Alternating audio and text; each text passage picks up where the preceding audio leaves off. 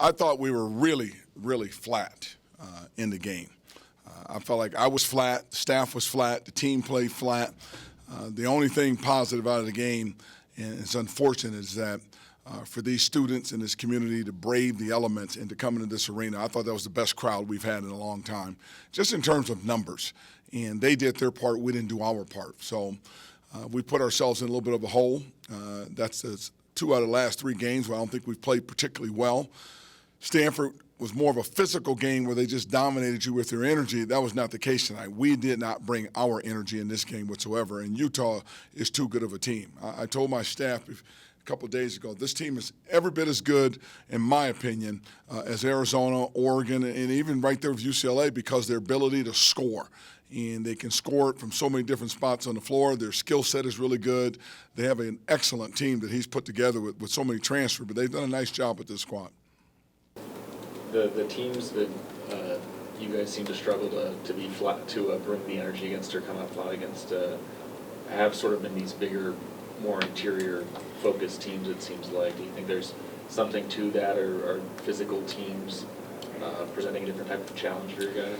Well, I think the challenge the physical team it put on Josh and Connor is to play harder and front the post and play defense, and that maybe knock something out of their offense because they have to put so much energy on that defensive end of the floor. But I don't know if it's just that they're physical or bigger as it is.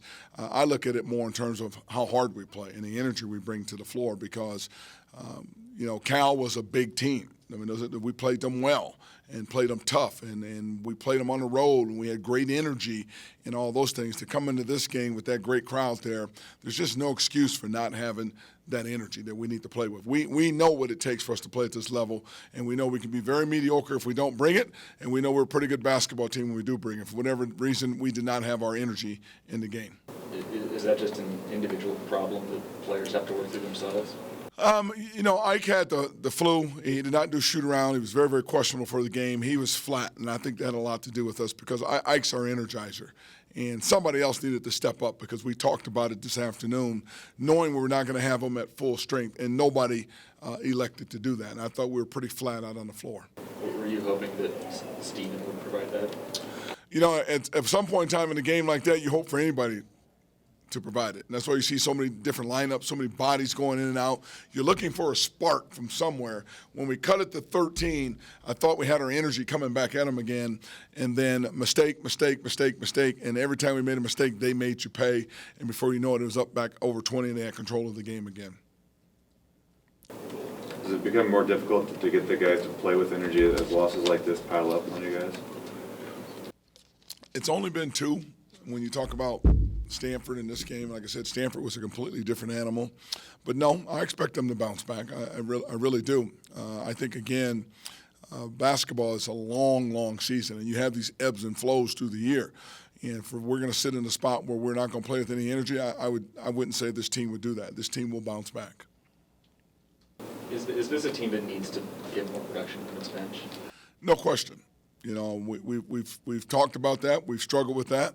Our red shirts are doing a wonderful job, but they're red shirting, and we're going to leave them sitting right there. They score like crazy on us in practice. So we do need more out of Robert Franks, Viante Daniels, Keith Langston, and Jeff Part. They need more because we have a small margin of error that if any one of those 5 starters is off their game, where do you go to get that extra points coming from? That needs to come from that bench, and we've talked about it. We do need more production out of them. Is there anyone you maybe in retrospect wish you hadn't redshirted? No. Coach, the last couple of losses, how would you characterize overall the effort that they've been putting out there? I know it's broad with what games. The losses, the effort has not been good. The Cal game, however, we had tremendous effort. So one out of the 3, I thought our effort was great, but this game here was not good. It was not played well. It was not played hard enough to even be in the ballpark to beat a team of that caliber. What's going to need to change come Utah in February? I'm not worried about Utah in February. I'm worried about Colorado right now. What needs to change between now and then, we need to get our energy back, get our legs back, and get after it in practice. With Utah hitting nearly 60% of their shots, and it wasn't was the offense pressing a little bit too much early in that first half, do you think, to try and catch up? If you've done your homework on Utah, Again, they're third in the nation scoring points in the paint. They average 42 points a game in the paint. They scored that on Arizona. They've scored it on UCLA. They scored on everybody they played against. And that's not post-up points. That's drives in transition, drives in the half court, drives off of ball screens, post-ups, and offensive rebounds. And they did the exact same thing to us they've done to everybody else. And we thought we had a game plan to neutralize some of that, and obviously we did not. And when you're scoring in the layups in the paint, you're going to have very high shooting percentage. So it wasn't so much about us pressing. You got to score points to play against a UCLA, to play against a Utah, because they're going to put points up. I play against an Oregon. You got to score. And we did not do that. We couldn't keep pace with them, and mainly because they got so many easy buckets, and our buckets were tough to come by.